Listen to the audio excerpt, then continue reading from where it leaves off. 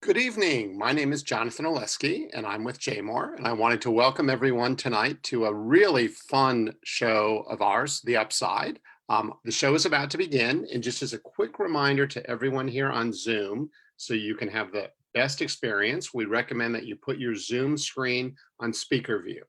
Now, it is my pleasure to introduce two wonderful hosts, Beth Goldsmith, Chair-elect of the Associated Jewish Federation of Baltimore, and Dr. Scott Rifkin, publisher of JMOR. Beth and Scott, take it away.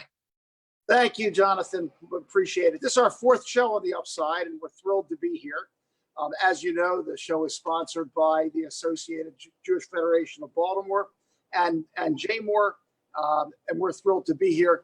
Beth will talk a little bit about the Associated, and just to give you a few comments on JMOR, we are the Jewish magazine, lifestyle magazine for Baltimore, with about 14,000 copies printed every month. And despite the pandemic, we still managed to distribute about 10 or 11,000 this month.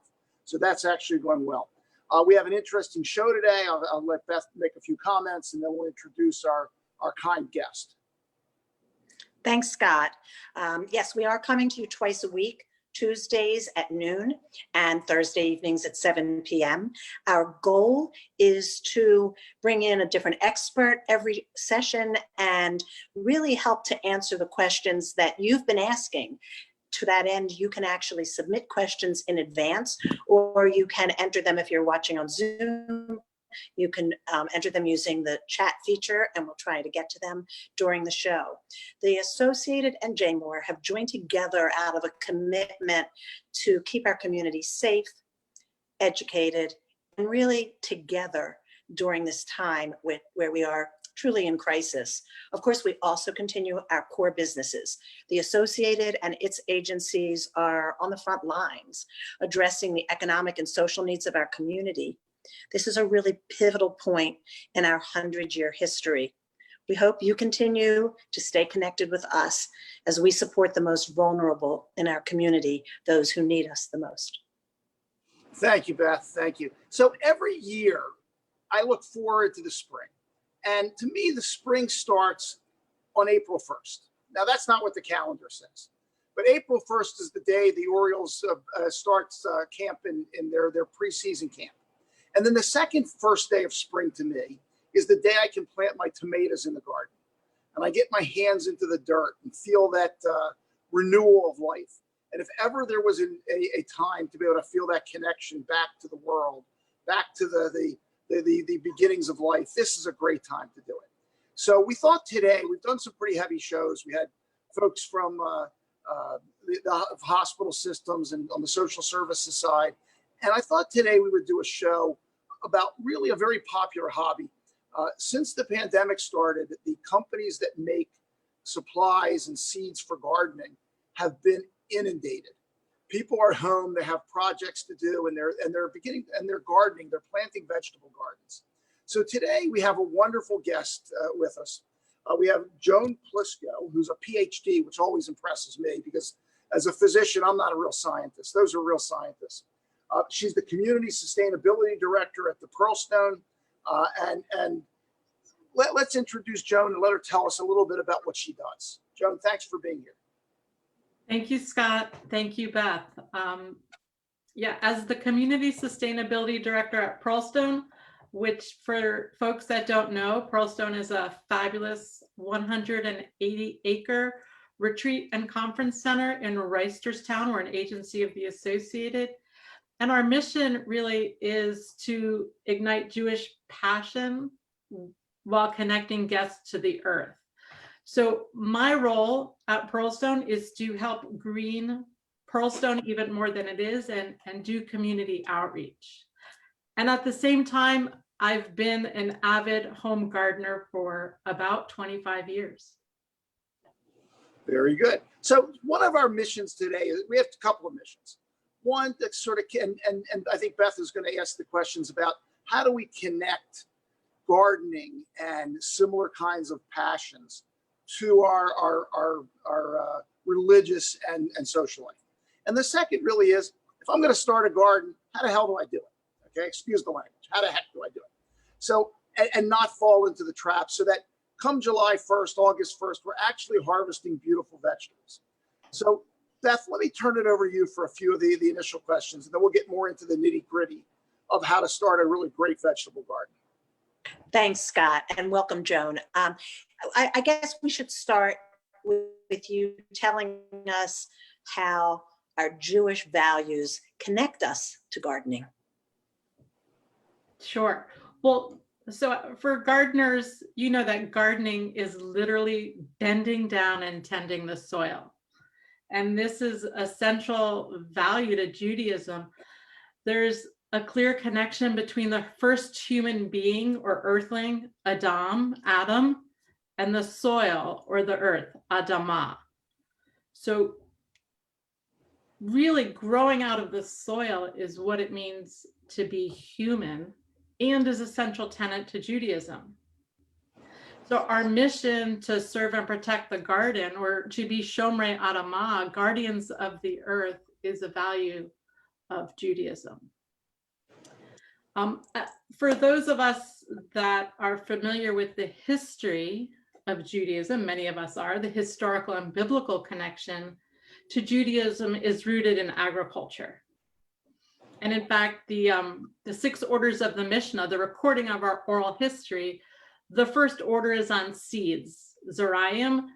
So when Jews went to write down the oral history of culture, the first thing they wrote about was agriculture and gardening. And we can see this in our celebratory events around the holidays of Pesach, Shavuot, and Sukkot, which are known as the Shalosh Regalim, and they mark the growing, the planting, and the harvest, the whole growing season. So Judaism really is a religion celebrating the agricultural work of the harvest. And it's from that we at Pearlstone tend to the earth and teach gardening to our guests and other interested folks. Very good. So talk a little bit about how you teach gardening. And then we'll get into some nitty gritty in a few minutes. Well, as I mentioned, so Pearlstone is 180 acres of bliss in Reisterstown. About a third of that has gardens or meadows. We have an educational program where we have a farmer educator who teaches children, adults, kids of all ages gardening. Right now, in this time where we are not all at Pearlstone, we've pivoted to online gardening videos. We have a grow your own program right now where I'm creating videos in my home garden. Our farmer educator is on Facebook giving person-to-person advice. And we really invite the whole community to join in on that. So we as Pearlstone can help you all plant, grow, nurture, and then reap the bounties of fresh produce from your own space. Very good. So before you leave the show, maybe you should do it now and again later, explain how people can reach out to you and to your educator if they have questions. Yeah, absolutely. They can email me directly, jplisko@pearlstonecenter.org, or find us on Facebook. It's called Pearlstone Grow Your Own Garden, and connect with us there. So I'm sorry, I was just gonna say, so here we are, we're in the second week of May already. Is it time? Is it vegetable garden time, Joan? Absolutely. In fact, Scott waits for baseball on April 1st. My date for putting my spring vegetables in is St. Patrick's Day. So I planted spring crops and I've already harvested radishes. Radishes are an easy to grow early crop. I understand we might have some weather tonight or tomorrow night. It might get a little bit cold, but Mother's Day is usually my day to put everything else in. So I know that the garden shops have tomatoes and cucumbers and beans and all kinds of vegetables, especially the greens, spinach, and kale. In this cooler weather, they'll really thrive. very good. So let's talk about that for a minute. So May 15th, you walk into your garden store and you see 2 things in front of you. You see little tomato plants and these big tomato plants with lots of flowers and little tomatoes on it. Which one do you buy? The little one. It depends. So I brought First, one. I figured I would encourage everybody to know where their tomato plants come from. And if the big plant was grown using a host of fertilizers and chemicals, I would encourage folks to consider organic plants that have less chemicals or pesticides so that you know where it's been and you'll know what you're putting in your body. I would look at the varieties and see what resonates most with you. I like Roma tomatoes. Some people like slicing tomatoes. I would really encourage folks to grow things that they want to eat, what they enjoy. Very good. So let me give one buying tip to folks that are listening. When you go in there and you see that really big bushy tomato plant that they're charging extra for, don't buy it. The reason it's got little tomatoes on it is because it's stressed and it's not gonna produce well. Get the littler tomato plant. Here's a nice little one. Get a little tomato plant that, and it'll do much better than the big ones. So Scott, we have a question from the Facebook audience for Joan. Joan, go for it. Here we go. So this is a great question right now. What are some of the easiest vegetables to plant in pots for those who only have room for a container garden? Great question. I've been hearing a lot of that. So in addition to vegetables, I also grow a lot of herbs. So I want to answer that from an herb perspective and then also for a vegetable perspective. For me, chives are the easiest herb to grow in a pot. And lettuce this time of year, especially because you can take it in from the sun, it needs part shade, especially as it gets hotter, is really easy to grow in a pot. Again, it's going to depend what you like. If you like herbs, oregano is also easy to grow in a pot. And I've seen lots of folks with tomatoes in pots very successfully. Very Thank good. you. Go ahead, John. Nope. That's it. You go. Very good. No, I'll jump in. Fine. Go ahead, Beth. Okay, you spoke a little about organic, and I really would love you to touch on the environment and how that's part of Pearlstone's mission, I know, and what you can advise us in terms of not just what we buy, but how we care for compost, fertilizer, those types of things. If you could share that with us, please. Sure. There's the way I like to look at everything that I buy and purchase and use is thinking about the entire life cycle of it. So if you think about lettuce that was grown in California and then was transported across the country using energy and water and people power, and then had to be driven to the grocery store, you go to the grocery store and you buy it, and then maybe you don't eat it all and some of it becomes waste, versus growing lettuce in a pot in your yard. If you look at the environmental footprint of the energy and the water, it's so much less if you can do that in your own home. And if you do that for multiple vegetables, the environmental impact is reduced and the nutrient value of what you're growing and consuming is healthier for yourself. The organic piece, again, I like to avoid as many toxic chemicals in my body as possible. And so if I can control what I fertilize with or how I grow, I'm more satisfied with what I get out of it. So Joan, what do you fertilize with? I compost. Okay. I don't use any fertilizer. I compost all of my food waste. I add my yard waste to that. I have 3 composting bins. I might get additional compost from the store, but I only use compost, and companion planting for pest management. So planting, as an example, lemon balm or mint to deter pests around certain plants. Very good. So how if somebody can't compost? They don't have the time, they don't have the energy, they don't have the interest. What would you use? I like a product. It's a compost. It's a bag of compost. You can get it at Home Depot. It's called Leaf Grow. It's from the compost facility in Montgomery County. Yep. It's the leaves and grass that they pick up off your lawn. They take it there, they compost it, and they sell it back to us. And it's good stuff. I agree. Right. Very good. Good choice. Okay. So you're going to compost. Talk about, look, there's only a few components that go into growing. Good soil, and you talked about that. Soil's number one. Water and sunlight. So give advice on both of those. Right. So you want to assess your house. Go outside in the morning, figure out where the sun rises and where it sets and what side of your house or apartment gets the most sunlight so that you can plant in the place that gets full sun. If you want to plant, like I have some fruit trees that I plant close to my house so they're sheltered. And so you have to think about both sunlight, you have to think about pests that might get in your yard. I have a lot of rabbits. So I have one raised bed that has a fence. So you have to think about sunlight, you have to think about pests and compost, mulch.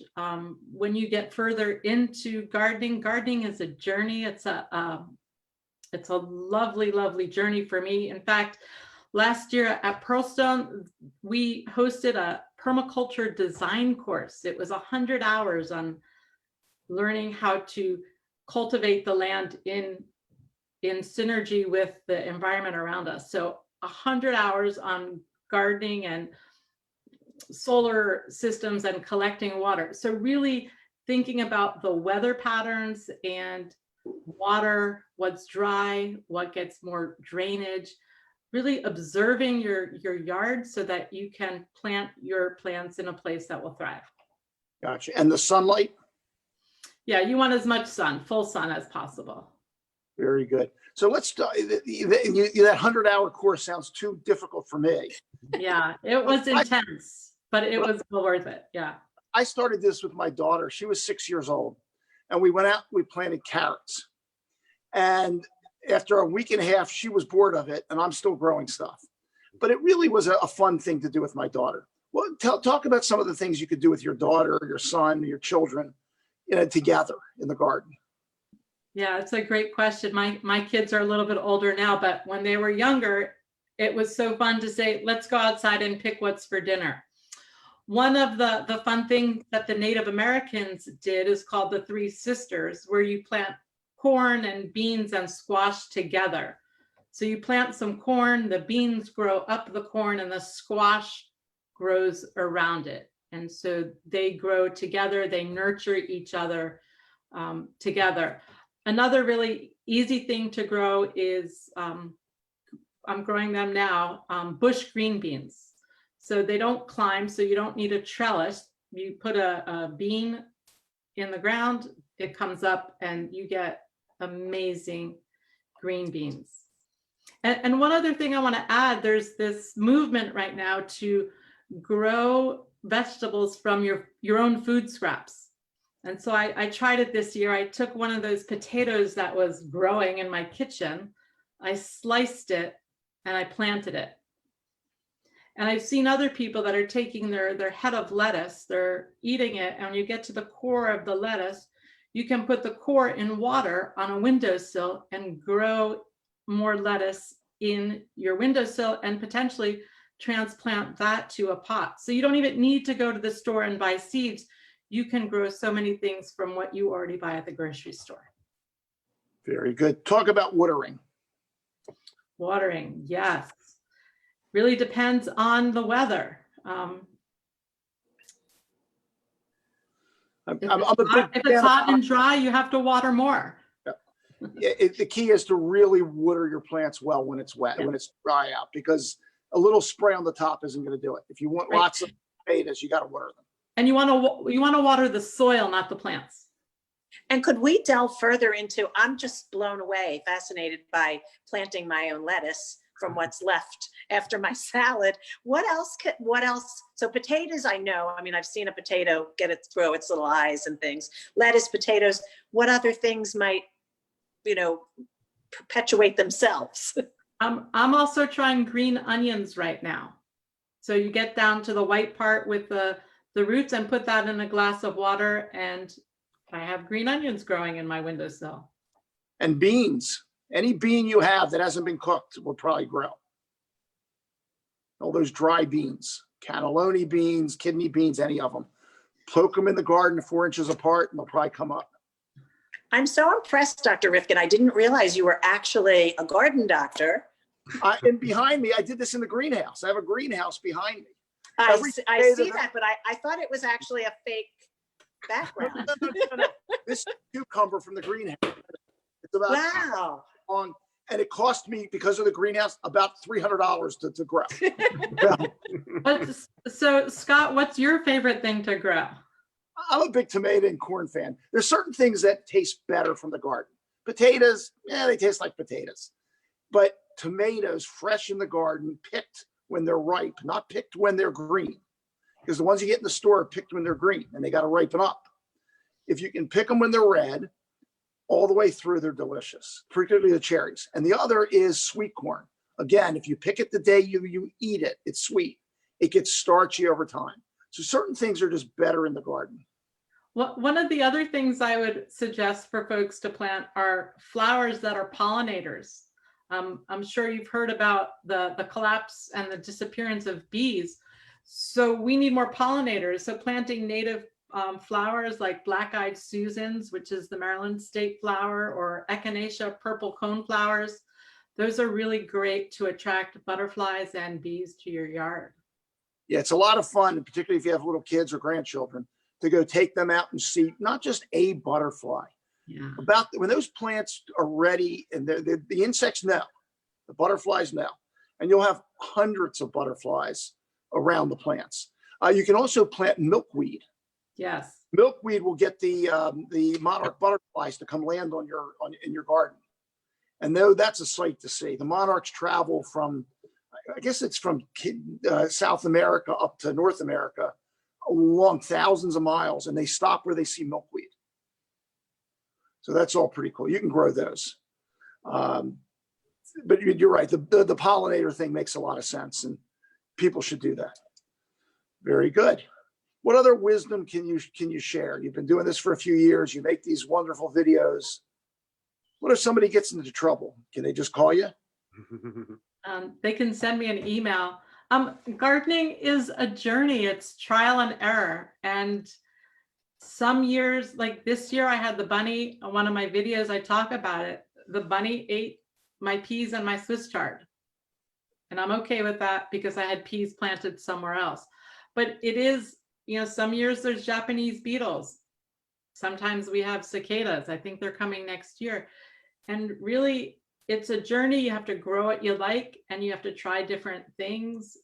And I think, Scott, what you said is the most accurate. It's about the soil. You have to have rich soil. So every year, compost, get more soil, amend the soil, keep building it up. And I'd argue that it's therapy. When I started doing this, I was working as a physician. I was telling people that they weren't going to live very long sometimes, or seeing them pass away. And it was an absolute therapeutic move for me to be able to go into the garden, get my hands dirty, and see this tiny little seed turn into this 8-foot tall tomato plant. I would agree. It teaches humility and gratitude and responsibility and hard work. And for me, during this time when we're all at home, it's emotional solace to go outside and have some quiet time. And as you said, get soil under my fingernails. Yeah, and I wouldn't worry that much about the bunnies. Just plant a lot. It's like a salad bar. They get their share, you get your share. And it's sort of this balancing act that I always try to grow enough that if the rabbits eat half of it, I'm still good. I love that you said that, Scott. Bunnies are my very favorite. I always love seeing them. So I think I would plant something just to bring bunnies into my yard because I enjoy them so much. Well, if you want bunnies to plant vegetables in the front yard, they will all be there. One of the other things that I love about gardening is that I share with my neighbors. And right now I have a 2-year-old next door to me, and I gave her first radish to try. I just love that sense of newness and freshness and experience for little children, and also for my neighbors. It's this community. It's a sense of community to be able to share what we're growing and what we're cooking. And to that end, I also want to mention Pearlstone right now. While we're not hosting guests in our retreat center, what we are doing is we're still growing, and we've pivoted our kitchen to a Pearlstone kitchen fresh meal delivery service. So if folks are interested in fresh farm to table kosher, OU kosher meals, Pearlstone is taking orders online and delivering them with contactless service. So it's just one of the ways we are staying connected to our community and providing nourishing meals and nurturing our connection to one another and to the land. Very good. And I know also that Pearlstone has prepared meals for frontline workers as well, giving back to the community in that sense too. So thank you. Yeah, we thank you for mentioning that. We've partnered with LifeBridge Health to provide meals to the healthcare heroes that we hear so much about. All of that information is available at Pearlstone online. Very good. Is there more about Pearlstone we should know? We've heard about the gardening piece, but tell us a little more. What else goes on at Pearlstone? It's a slice of heaven. So we have Pearlstone during global pandemic, and we have Pearlstone every other time. We host guests, retreat center guests on a vibrant campus teeming with life, faith-based, secular, corporate, school groups, coming for an hour, coming for a week to learn, connect with the earth, and connect with one another. We have national, international groups that come and use this space. We also have a program and education department that provides wisdom and knowledge to kids of all ages. When camps are open, we have day camp, we have sleepaway camp, we have Gramp Camp, which is a great opportunity for folks to come with their grandchildren to experience the miracles of connecting with the earth together. So really it's food and farm, it's retreat, it's teaching the values of Judaism, as well as we host Baltimore City school children. So much happening. Very good. Very good. Well, this has been wonderful, Joan. You've been tremendously helpful. Give the contact information out again. J Plisko, P as in pineapple, L-I-S as in strawberry, K-O, at pearlstonecenter.org. Very good. Beth, closing comment? I just want to say thank you, Joan.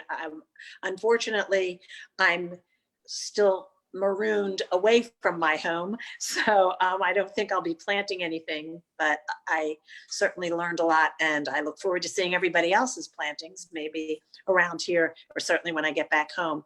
Thank you so much. Thank Pearlstone for allowing you this time, and also for all that they are doing in this community to make a difference.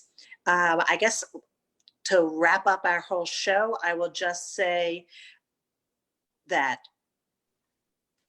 May 5th, Tuesday, was Giving Tuesday. Actually, it's sort of a few day period of giving from May 5th to May 8th. So if you haven't made your gift yet, please know that you can do so by going to associated.org/Giving Tuesday now, and you will be supporting all the services of the Associated, and Pearlstone is one of those. Wonderful. Thank you, Beth. Jonathan, you have some. Yep, just a few closing things. Yep, thank you all for joining us. Be sure to sign up for Jaymore's weekly newsletter at jaymoreliving.com to learn about what's going on in the Baltimore Jewish community. Shabbat Shalom. Happy Mother's Day to all those mothers out there. And be sure to join Beth, Scott, and our different guests next Tuesday at noon and next Thursday at 7 o'clock. So thank you all. Thank you. Thank you. All right. Take care, everyone. Be safe.